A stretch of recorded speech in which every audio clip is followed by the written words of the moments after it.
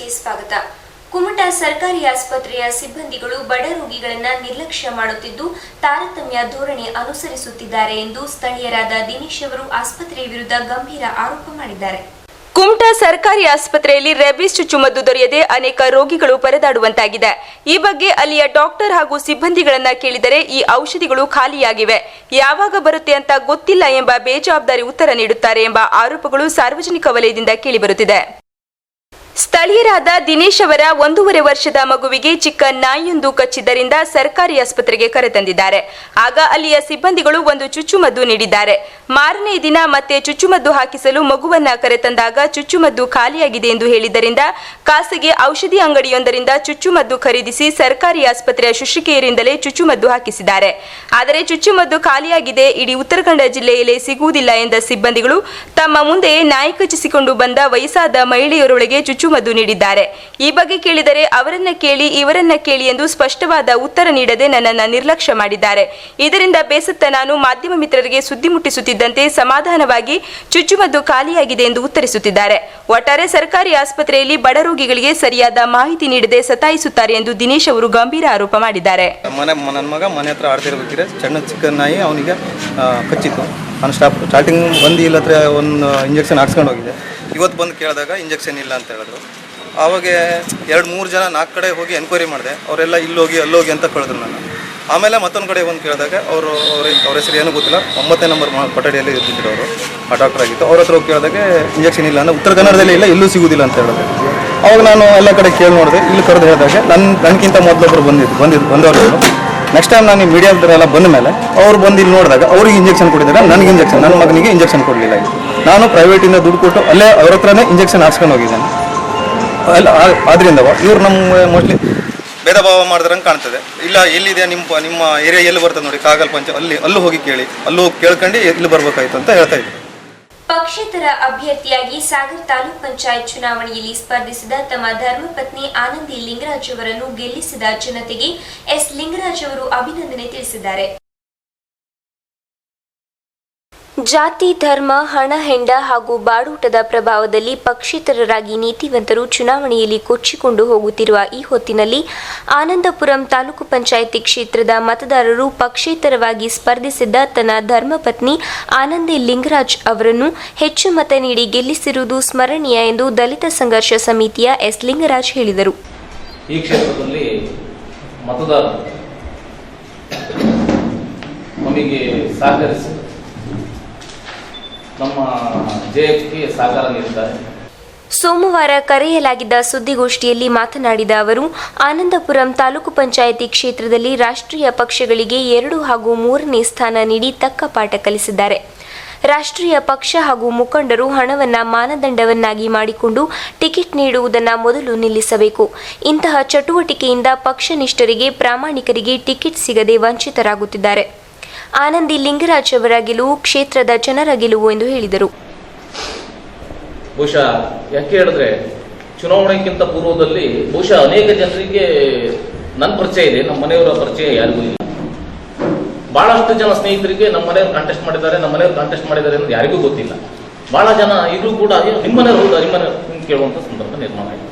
ಆ ಸಂದರ್ಭದಲ್ಲಿ ನಾವು ಯಾವುದೇ ರೀತಿಯಾದಂಥ ಒಂದು ಪತ್ರಿಕಾಗೋಷ್ಠಿಯನ್ನಾಗಲಿ ಚುನಾವಣೆ ಸಂದರ್ಭದಲ್ಲಿ ಅಥವಾ ಎಲ್ಲೋ ಒಂದು ಕಡೆಗೆ ಮಾಪುಗಳು ಮಾಡುವಂಥದ್ದಾಗಲಿ, ರ್ಯಾಲಿ ಮಾಡುವಂಥದ್ದಾಗಲಿ ಅಥವಾ ಸಭೆ ಸಮಾರಂಭಗಳನ್ನು ಮಾಡುವಂಥ ಯಾವುದೇ ಒಂದು ಗೋಜಿಗೆ ನಾವು ಹೋಗಿಲ್ಲ. ನಾವು ನೇರವಾಗಿ ಜನರ ಮನೆ ಬಾಗಿಲಿಗೆ, ಮತದಾರರ ಮನೆ ಬಾಗಿಲಿಗೆ ಹೋಗಿದ್ದೀವಿ. ಈ ಸಂದರ್ಭದಲ್ಲಿ ತಾಲೂಕು ಪಂಚಾಯಿತಿ ಸದಸ್ಯೆ ಆನಂದಿ ಲಿಂಗರಾಜ್, ಪ್ರಮುಖರಾದ ಶೇಖ್ ಮುತುರ್ಜಾ, ಬಸವರಾಜ್ ಎಸ್ ಪತ್ರೆಹೊಂಡ, ಕಲಿಮುಲ್ಲಾ ಖಾನ್, ಶೇಖ್ ಫಜಿಲ್, ಶೇಖ್ ಆದಿಲ್, ಫಯಾಜ್ ಮುಂತಾದವರು ಹಾಜರಿದ್ದರು. ಹೊನ್ನಾವರ ಮೂಲದ ಕನ್ನಡ ಹಣತೆ ಪತ್ರಿಕೆಯ ಸಂಪಾದಕರಾದ ಅರವಿಂದ್ ಕರ್ಕಿಕೋಡಿಯವರಿಗೆ ಕನ್ನಡ ಸಾಹಿತ್ಯ ಪರಿಷತ್ನ ಉತ್ತರ ಕನ್ನಡ ಜಿಲ್ಲಾಧ್ಯಕ್ಷರ ಗದ್ದುಗೆ ಒಲಿದಿದೆ.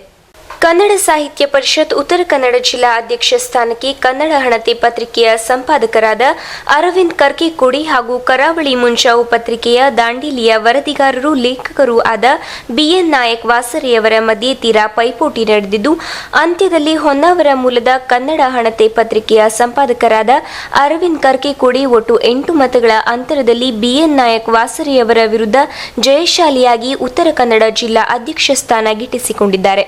ಅರವಿಂದ್ ಅರವಿಂದ್ ಕರ್ಕಿಕೋಡಿಯವರಿಗೆ ಭಟ್ಕಳ ತಾಲೂಕಿನಲ್ಲಿ ಭಾರಿ ಮುನ್ನಡೆ ಸಿಕ್ಕ ಕಾರಣ ಒಂದು ಅರ್ಥದಲ್ಲಿ ಗೆಲುವು ಪಡೆಯಲು ಸಹಕಾರಿಯಾಯಿತು ಎಂದು ಹೇಳಲಾಗಿದೆ.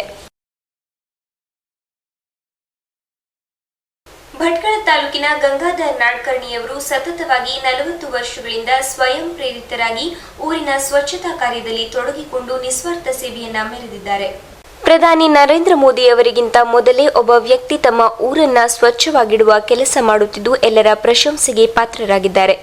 ಬೆಳ್ಳಂಬೆಳಿಗ್ಗೆ ಬೇಗ ಎದ್ದು ಕಸದ ಪೊರಕೆ ಹಾಗೂ ಕಸ ತುಂಬುವ ಬುಟ್ಟಿ ಹಿಡಿದು ಹೊರಟರೆ ಕನಿಷ್ಠ ಪಕ್ಷ 1 ರಿಂದ 2 ಗಂಟೆಗಳ ಕಾಲ 2 ಕಿಲೋಮೀಟರ್ ದೂರದವರೆಗೆ ರಸ್ತೆಯ ಅಕ್ಕಪಕ್ಕ ಬಿದ್ದಿರುವ ಕಸಕಡ್ಡಿ ಪ್ಲಾಸ್ಟಿಕ್ಗಳನ್ನು ತೆಗೆದು ಊರಿನ ರಸ್ತೆಯನ್ನ ಸ್ವಚ್ಛ ಮಾಡುತ್ತಾ ಬಂದಿದ್ದಾರೆ. ಈ ಸ್ವಚ್ಛತಾ ಕಾರ್ಯದಲ್ಲಿ ತೊಡಗಿರುವ ಈ ವ್ಯಕ್ತಿಯ ಹೆಸರು ಗಂಗಾಧರ್ ಶಂಕರ್ ನಾಡ್ಕರ್ಣಿ. ಇವರು ಭಟ್ಕಳ ತಾಲೂಕಿನ ಬೈಲೂರು ಗ್ರಾಮದ ನಿವಾಸಿಯಾಗಿದ್ದು ತಮ್ಮ ಇಳಿವಯಸ್ಸಿನಲ್ಲಿಯೂ ಸಹ ತಮ್ಮ ಬಗ್ಗೆ ಆಲೋಚಿಸದೆ ಊರಿನ ಸ್ವಚ್ಛತೆ ಬಗ್ಗೆ ಶ್ರಮಿಸುತ್ತಿರುವ ವ್ಯಕ್ತಿ ಇವರಾಗಿದ್ದಾರೆ. ಈ ಸಂದರ್ಭದಲ್ಲಿ ಊರಿನ ನಾಗರಿಕರಾದ ಕೇಶವ್ ಗಣೇಶ್ ಬಲ್ಸೆ ಮಾತನಾಡಿ, ಇವರ ಈ ಸಮಾಜಮುಖಿ ಸೇವೆ ನೋಡಿದರೆ ನಮ್ಮಂತ ಯುವ ಪೀಳಿಗೆಗೆ ಹುಮ್ಮಸ್ಸು ಬರುತ್ತದೆ. ಇವರು ಈ ಹಿಂದೆ ಇದೇ ಊರಿನ ಗ್ರಾಮ ಪಂಚಾಯತ್ ಅಧ್ಯಕ್ಷರಾಗಿದ್ದಾಗಲೂ ಸಹ ಊರಿಗೆ ಬೇಕಾದ ಎಲ್ಲ ಸೌಲಭ್ಯ ಒದಗಿಸುವಲ್ಲಿ ಶ್ರಮಿಸಿದ್ದಾರೆ. ಇವರ ಈ ಸೇವೆಗೆ ಯುವ ಜನಾಂಗ ಕೈಜೋಡಿಸಿದರೆ ಮೋದಿಯವರ ಹಾಗೂ ಗಂಗಾಧರ್ ನಾಡ್ಕರ್ಣಿಯವರ ಸ್ವಚ್ಛ ಭಾರತ ಆಂದೋಲನದ ಕನಸು ಸಾಕಾರವಾಗುತ್ತದೆ ಎಂದರು. ಅವರು ಇವತ್ತು ಅವರಿಗೆ 74 ವರ್ಷ ವಯಸ್ಸಾಗಿದೆ. ಆ ಇಳಿ ವಯಸ್ಸಿನಲ್ಲೂ ಸಹ ಅವರು ಮಾಡ್ತಾ ಇರುವಂತಹ ಈ ಕಾರ್ಯವನ್ನು ನೋಡಿದರೆ ಯುವಕರಲ್ಲಿ ಹುಮ್ಮಸ್ಸ ಬರಬೇಕು. ಆ ರೀತಿಯಲ್ಲಿ ಅವರು ಆ ಕೆಲಸವನ್ನು ಮಾಡ್ತಾ ಇದ್ದಾರೆ. ಅವರು ನಮ್ಮ ಗ್ರಾಮ ಪಂಚಾಯತದ ಅಧ್ಯಕ್ಷರಾಗಿ 5 ವರ್ಷ ಕೆಲಸವನ್ನು ಮಾಡಿದ್ದಾರೆ. ಇದೇ ರೀತಿ ಅಧ್ಯಕ್ಷರಾದವಾಗಲೂ ಸಹ ಇದೇ ರೀತಿ ಪ್ರತಿದಿನ ಬೆಳಿಗ್ಗೆ ಎದ್ದು ಈ ಸ್ವಚ್ಛತಾ ಕಾರ್ಯಕ್ರಮವನ್ನು ಮಾಡ್ತಾ ಇದ್ರು. ಇವತ್ತು ನಮ್ಮ ದೇಶದಲ್ಲಿ ಸ್ವಚ್ಛತೆಯ ಬಗ್ಗೆ ತುಂಬ ಒತ್ತು ಕೊಡ್ತಾ ಇದ್ದಾರೆ. ಆದರೆ 1965ನೇ ಇಸ್ವಿಯಿಂದಲೇ ಇವರು ಈ ಒಂದು ಸ್ವಚ್ಛತೆ ಬಗ್ಗೆ ತುಂಬ ಒತ್ತನ್ನು ಕೊಟ್ಟು ಬೈಲೂರು ಗ್ರಾಮದ ಬೀದಿಯಲ್ಲಿ ಕಸವನ್ನು ತೆಗೆದು ಕ್ಲೀನ್ ಮಾಡ್ತಾ ಇದ್ರು. ಅದು ಯಾವುದೇ ರೀತಿಯ ಹೊಲಸು ಇರಲಿ ಅದನ್ನು ಸಹ ಅವರು ಸ್ವಂತ ಅವರ ಕೈಯಿಂದಲೇ ಸ್ವಚ್ಛವನ್ನು ಮಾಡ್ತಾರೆ. ತಮ್ಮ ಈ ಸ್ವಚ್ಛತಾ ಕಾರ್ಯದ ಬಗ್ಗೆ ಅವರ ಆಸಕ್ತಿಯ ಬಗ್ಗೆ ನಮ್ಮ ವಾಹಿನಿಯ ಜೊತೆ ಗಂಗಾಧರ್ ನಾಡ್ಕರ್ಣಿ ಮಾತನಾಡಿ, ನನಗೆ ಬಾಲ್ಯದಿಂದಲೇ ಸ್ವಚ್ಛತೆ ಬಗ್ಗೆ ಆಸಕ್ತಿ ಇದ್ದು ನಮ್ಮ ಊರನ್ನು ಸ್ವಚ್ಛ ಮಾಡುವ ಅಭಿಲಾಷೆ ಹೊಂದಿದ್ದೆ. 40 ವರ್ಷದಿಂದ ಪ್ರತಿನಿತ್ಯ ನಮ್ಮ ಊರಿನ ಕನಿಷ್ಠ 1 ಕಿಲೋಮೀಟರ್ ದೂರದವರೆಗೆ ಸ್ವಚ್ಛ ಮಾಡುವ ಕೆಲಸದಲ್ಲಿ ತೊಡಗಿಸಿಕೊಂಡಿದ್ದೇನೆ. ಕೆಲವು ಕೆಲಸ ಸಿಗದ ಹುಡುಗರು ಜೀವನದಲ್ಲಿ ಆಸಕ್ತಿ ಕಳೆದುಕೊಂಡಿದ್ದು, ಆಸಕ್ತಿ ಕಳೆದುಕೊಳ್ಳುವ ಬದಲು ಇಂತಹ ಸಮಾಜಮುಖಿ ಕೆಲಸದಲ್ಲಿ ತೊಡಗಿಸಿಕೊಂಡರೆ ದೇಶಕ್ಕೆ ಇವರ ಸಕಾರಾತ್ಮಕ ಸೇವೆ ನೀಡಿದಂತಾಗುತ್ತದೆ ಎಂದರು. ಈಗಿನ ಯುವ ಪೀಳಿಗೆಗೆ ಊರು ಆದಷ್ಟು ಸುಧಾರಣೆ ಮಾಡಬೇಕಾದ್ರೆ ಮತ್ತು ಈಗ ಎಲ್ಲೂ ಕಲಿತವರಿಗೂ ಕೂಡ ಗ್ರ್ಯಾಜುಯೇಷನ್ ಮುಗಿದರೂ ಕೂಡ ನಮ್ಮಲ್ಲಿಯೇ ಕೆಲಸ ಇಲ್ಲದೆ ಬಹಳ ಜನ ಇದ್ದಾರೆ. ಅಂಥವರು ಈ ಸಾರ್ವಜನಿಕ ಕೆಲಸದಲ್ಲಿ ಆದರೂ ಅವರ ಒಳ್ಳೆಯ ಸಮಯವನ್ನು ಬಿತ್ತಬೇಕು ಅಂತ. ಒಟ್ಟಾರೆ ಇವರ ಈ ಸಮಾಜಮುಖಿ ಕಾರ್ಯ ಶ್ಲಾಘನೀಯವಾಗಿದ್ದು ಯುವ ಜನತೆಗೆ ಮಾದರಿಯಾಗಿದೆ. ಕೊನೆಯಲ್ಲಿ ಮತ್ತೊಮ್ಮೆ ಮುಖ್ಯಾಂಶಗಳು.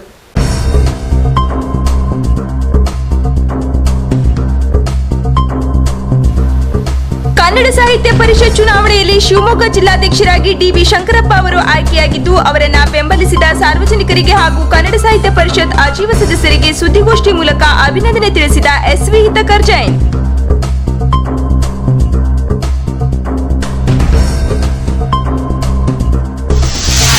ಸಾಗರದ ಗಾಂಧಿ ಮಂದಿರದಲ್ಲಿ ಜರುಗಿದ ಕಾಂಗ್ರೆಸ್ ಪಕ್ಷದ ಚುನಾಯಿತ ಸದಸ್ಯರ ಅಭಿನಂದನೆ ಹಾಗೂ ಸೋಲಿನ ಆತ್ಮಾವಲೋಕನ ಸಭೆ.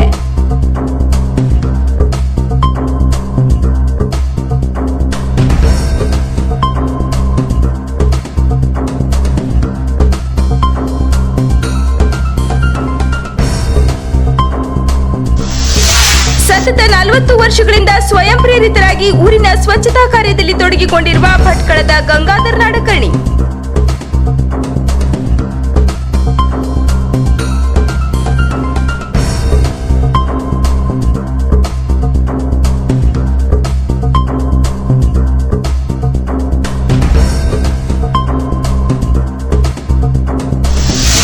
ಹೊನ್ನಾವರ ಮೂಲದ ಕನ್ನಡ ಹಣತೆ ಪತ್ರಿಕೆಯ ಸಂಪಾದಕ ಅರವಿಂದ್ ಕರ್ಕಿಕೋಡಿಯವರಿಗೆ ಒಲಿದಿದೆ ಕನ್ನಡ ಸಾಹಿತ್ಯ ಪರಿಷತ್ತಿನ ಉತ್ತರ ಕನ್ನಡ ಜಿಲ್ಲಾಧ್ಯಕ್ಷರ ಗದ್ದುಗೆ.